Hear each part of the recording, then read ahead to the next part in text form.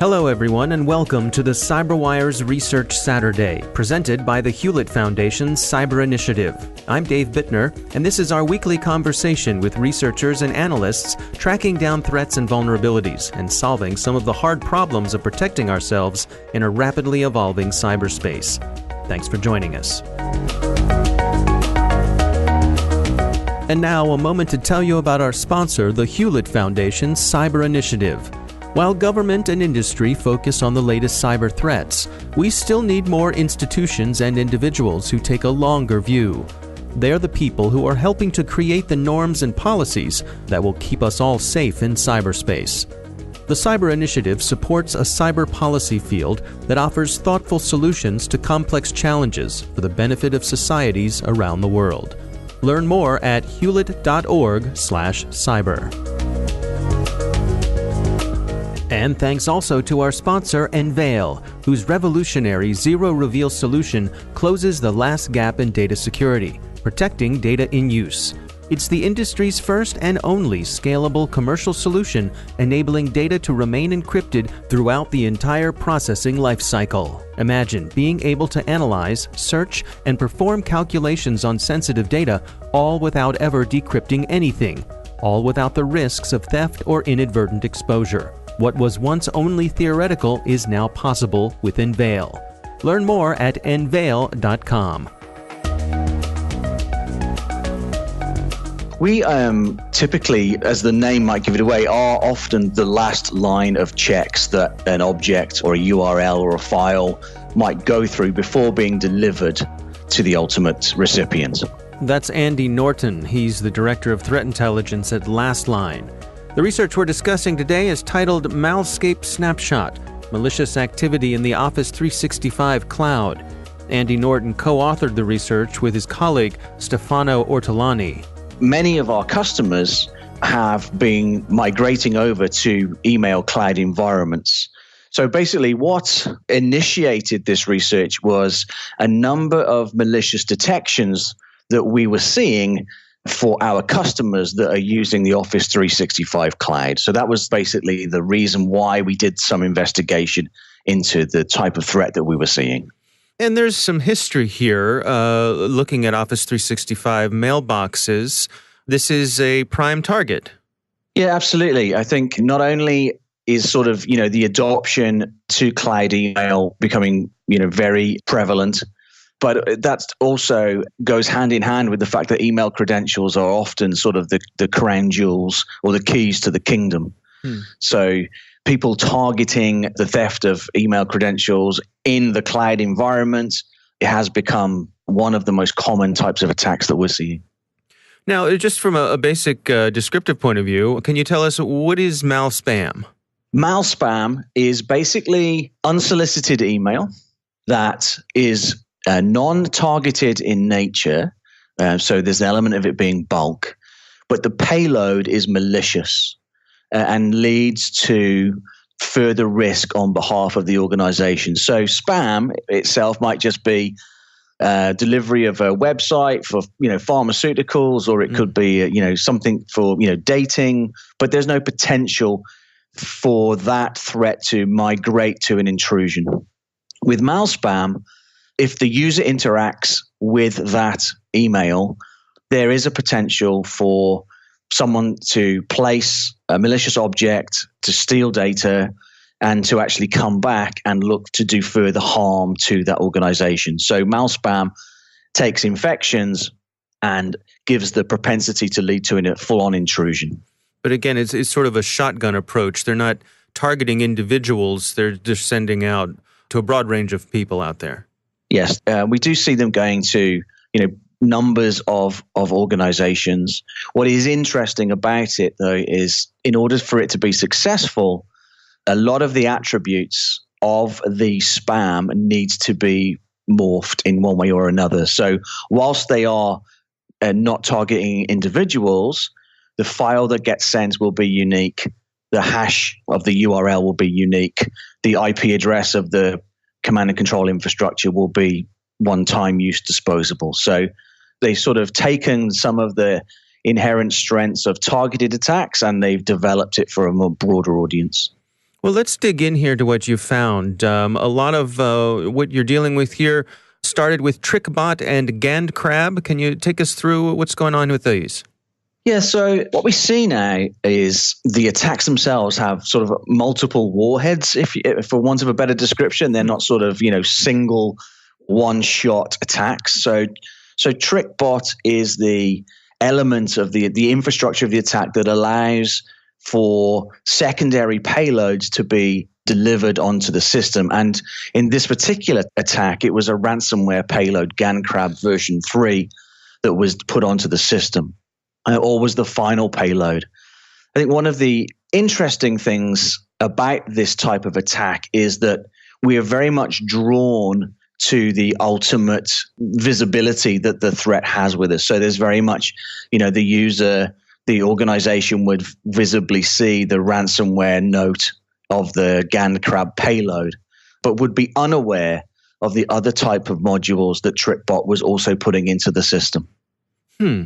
Let's dig into that some. Can you describe to us what's going on? Sure. So what we see happening is that the first element, TrickBot, will put probably a password stealing or data theft banking Trojan element onto the system that immediately steals all of the web passwords, email passwords, Windows local credentials, and exfiltrates them, and then installs the ransomware payload.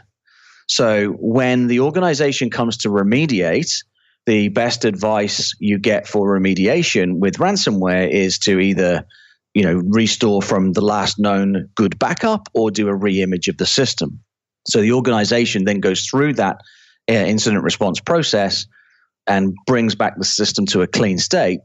However, the actual other intent of the attack was to exfiltrate the usernames and passwords, and it allows that organization to be vulnerable from a secondary attack, which would be credential-led. So it's a sort of almost ransomware as misdirection. Exactly. And I'm certain that with other campaigns that is the goal. It's actually to distract the organization or convince the organization to apply an inappropriate incident response. Now, there's some interesting notes about TrickBot, about the way that it formats its messages. There's a pattern here and sort of a social engineering element to the way they get people's attention. Yes. So there's two aspects to this. So firstly, we have disparity in the way that we protect ourselves from attacks. So obviously, portable executable files, .exe files, the industry itself has very good, detection for. There's been a lot of investment in artificial intelligence and machine learning, that are able to study the genetics of executable files and now are applying very strong levels of security to .exes. But what you'll find is that prevention won't actually solve the problem of cybercrime. It actually will change the problem. And that's why we're seeing now more file types in use. People are moving away from the reliance on a .exe to be part of the attack. So with TrickBot, they used basically JavaScript files, which are prevalent in every web page or an awful lot of emails with attachments have JavaScript built into them, and then was able to, once the user interacted with the JavaScript, we launched a PowerShell script, which again has been default installed on Windows since Windows 7, which then goes and gets the payload. And the other thing that was interesting about this was it wasn't sort of the theme wasn't really work related. It wasn't HR related. Here's my CV. Mm-hmm. It wasn't finance related. Here's my purchase order or my invoice. It was actually targeting the individual's personal life. So it was like, here's a new picture of you. How could you take this picture of me? So it was very much structured around sort of, the personal life of the victim. Right, and a certain amount of vagueness to them as well, to, I guess, spark someone's curiosity. Exactly. Yeah. Also interesting, I thought, was the file name structure. They use a .jpeg.zip. I think certainly most people consider a .jpeg. A .jpeg, I think most people think about as being comparatively benign. Indeed. Again, it's a sort of a double bluff because the actual file extension is the zip. Right. The other thing that's interesting is it looks like the file name is sort of structured in the way that a digital camera might take a photo and give it a unique identifier.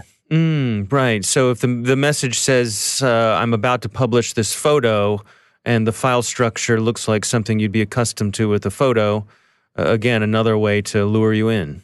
Exactly. It's just, improving their click rate. Right. So one of the things you dug in here was this notion of how Microsoft handles false positives and false negatives. Can you take us through that? Yeah, so I think it's not just specific to Microsoft. I think it's anyone that is operating email services, whether that be, on-premise or in the cloud. And essentially, it's always been sort of a guiding rule with email, which is not to cause an undue amount of false positives.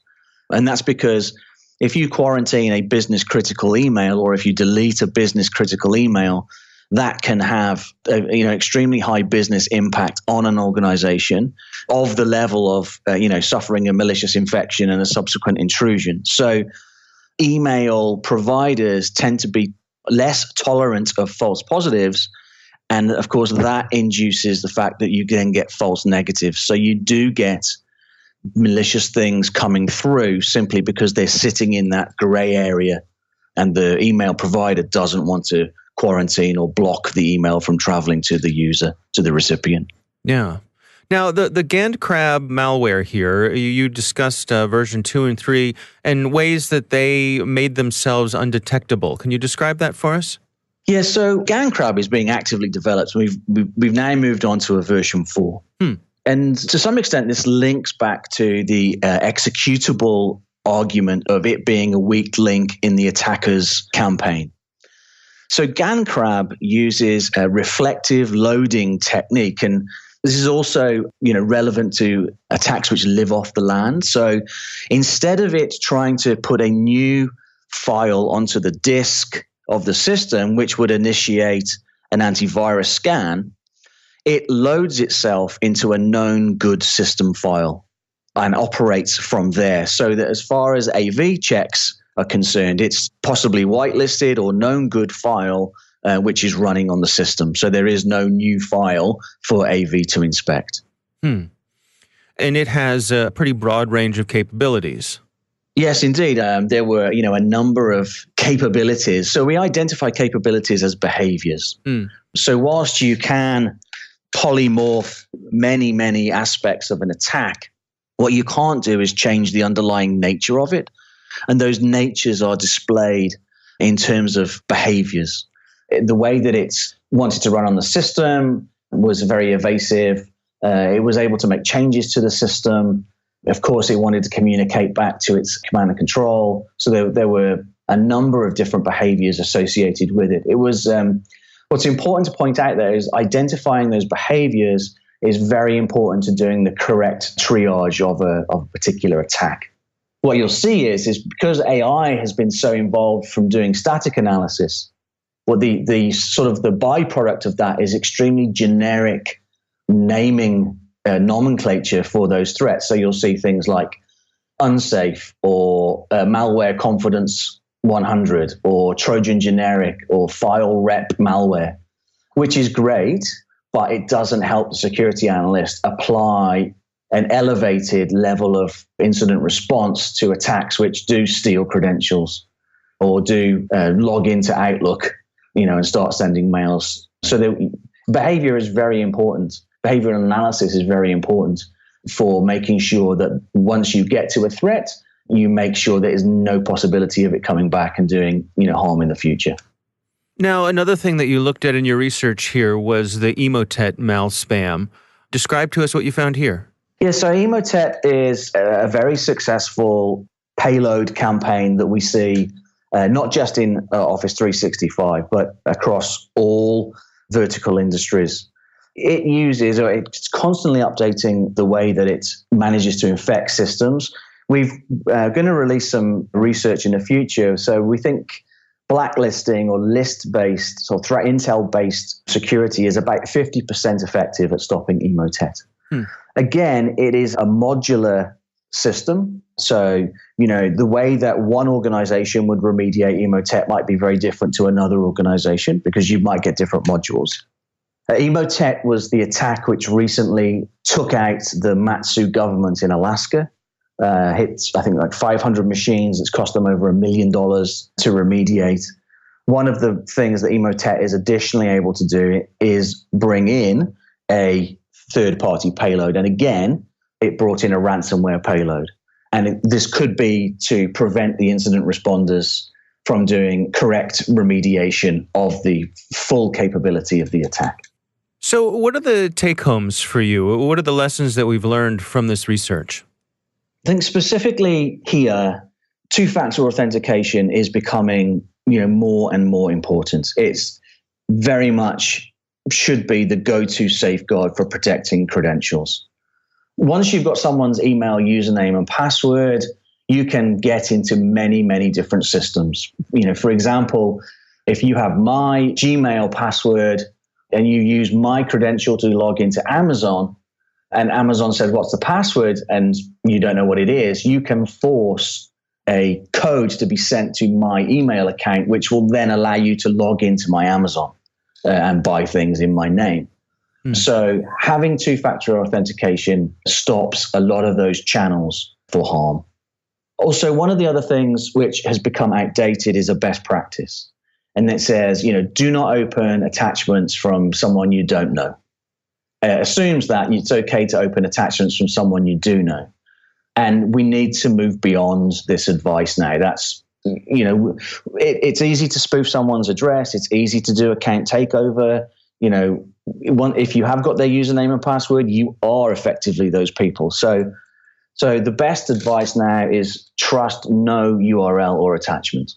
Organizations should provide a level of behavioral analysis that scans all URLs and all attachments before being delivered to the recipient, and take the burden of security away from the user and put it back on the technology.